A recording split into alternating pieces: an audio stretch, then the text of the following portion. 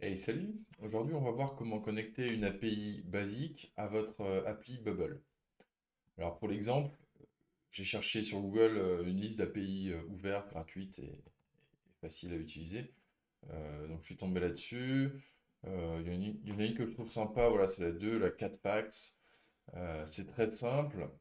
Il n'y a qu'une seule route, c'est une route GET. Et quand voilà, je vais sur cette URL, ça me renvoie à chaque fois que j'y vais un fact sur les chats. Donc il y a un peu de tout et c'est vraiment quelque chose qui nous intéresse tous, hein, une API sur les chats indispensable. Alors, dans Bubble, nativement, on n'a pas la possibilité de manier les API. Ce qu'il faut, c'est installer un plugin.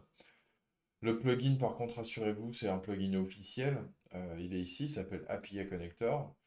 Euh, il est installé là actuellement sur près de 1 million d'applications et il est officiel Bubble. Donc aucun problème pour l'installer et pour la maintenance, pas de problème. Quand vous l'installez, vous tombez là-dessus et l'API Connector va vous permettre de vous connecter à des services externes. Vous pouvez vous connecter à plusieurs services externes autant que vous voulez.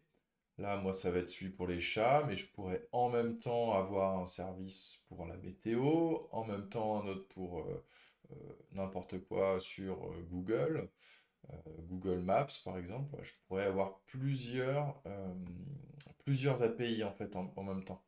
Et donc, à chaque fois que je vais connecter une API, à chaque fois que je vais connecter un service externe, je vais cliquer ici sur Add Another API.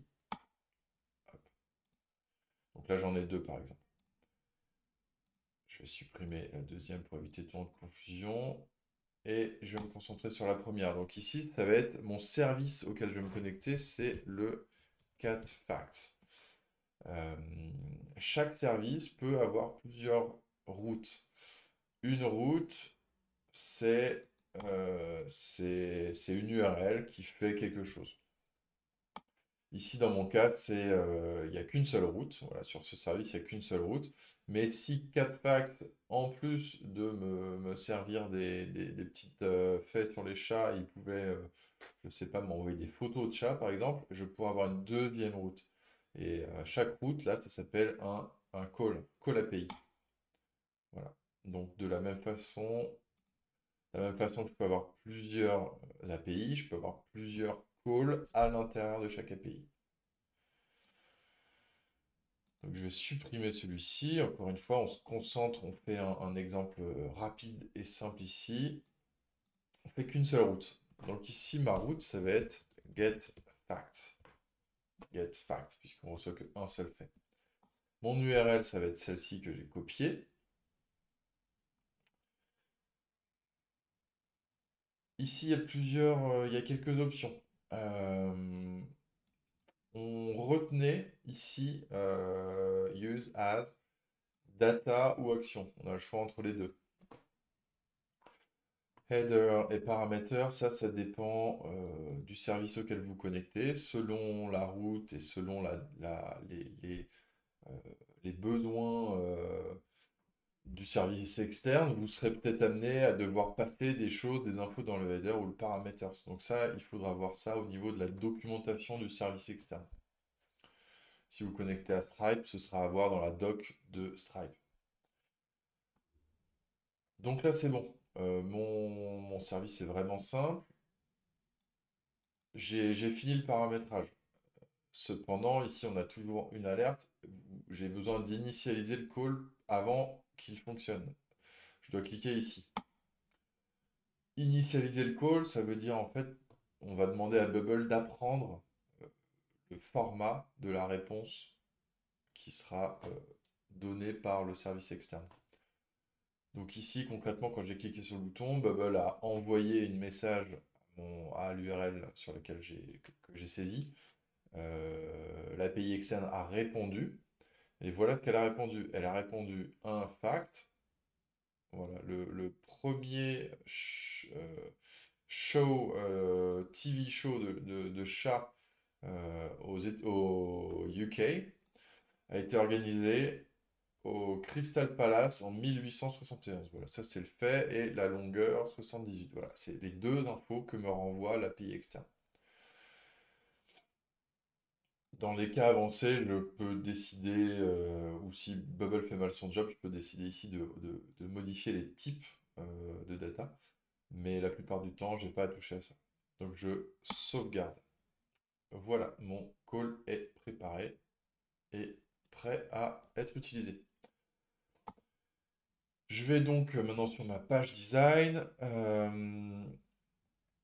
et je vais placer un carré texte par exemple. Ici, je vais mettre une dynamic data et je vois maintenant que j'ai installé et configuré cet API connecteur, j'ai ici une nouvelle fonction get data from an external API. Je peux m'en servir. API provider, je retrouve ici mon cat fax, je close. On retrouve les deux infos qui sont retournées par l'API externe. Donc, qu'est-ce que je veux? Est-ce que je veux le fax ou la longueur du fax? Bon, évidemment, je vais prendre le fax. Et on est bon. On fait la preview. Voilà. Un fait. Je rafraîchis ma page. Un deuxième. Je rafraîchis ma page. Un troisième, etc. Donc voilà l'implémentation la plus basique d'une API. Tout à l'heure, je vous avais demandé de retenir un petit truc. Ici, quand j'ai configuré mon API, on a sur cette route d'API, getFact, j'ai ça, ce drop-down avec Use as Data ou Actions. Euh, Data, ça va être quelque chose que je peux utiliser sur ma page. Par exemple, ici, je peux référencer à l'intérieur d'un élément texte, je peux référencer la data d'une API externe. Mais si je veux placer un bouton et déclencher un workflow qui va aller chercher une API, et bien ici, je vois pas mon API en fait. J'ai pas possibilité d'aller chercher mon info. Euh, voilà, elle est pas ici en fait. La raison, c'est que quand je veux utiliser mon API dans un workflow, ça sera considéré comme une action. Et donc, je dois modifier mon API connector et je dois modifier ce réglage. Je dois définir cette route comme pouvoir être utilisée en tant qu'action. Voilà qui est fait. Maintenant, si je retourne sur mon bouton, ici, dans mes plugins, voilà, je trouve mon cat fact. Il est là. Alors, voilà, le cat fact en soi, c'est une API toute simple. Donc, souvenez-vous, j'ai donné aucun paramètre d'entrée à la route. Donc, c'est pour ça qu'ici, bah, il y a aucun paramétrage possible. Mais cependant, je peux aller utiliser, si je place rapidement un élément texte ici, je vais mettre, voilà, au niveau de ma page, je vais mettre un custom élément. Je vais mettre un state de type texte. Hop.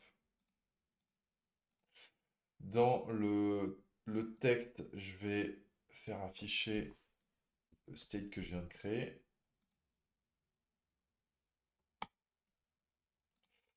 Et ce bouton, je vais le faire déclencher un workflow qui met à jour le state de ma page. Et la valeur, ça va être le result de l'étape 1 de ce workflow. Et ça va être le fact. Et voilà. Je preview ma page. Donc ici, par défaut, mon texte est vide. Et quand je vais cliquer sur mon bouton, on voit le loader en haut de la page qui apparaît, puisque le workflow se déclenche. Et le workflow va va déclencher ma route d'API et va récupérer un fait de chat. Et donc ça c'est une action. Donc voilà, si vous trouvez pas l'action que vous cherchez ou sur la page, si vous ne trouvez pas la data que vous voulez utiliser en manipulant une API, ça peut être à cause de ce réglage-là. Et voilà, on a fait le tour de l'intégration d'une API très basique qui permet d'aller récupérer des infos sur les chats et de les afficher sur ma page.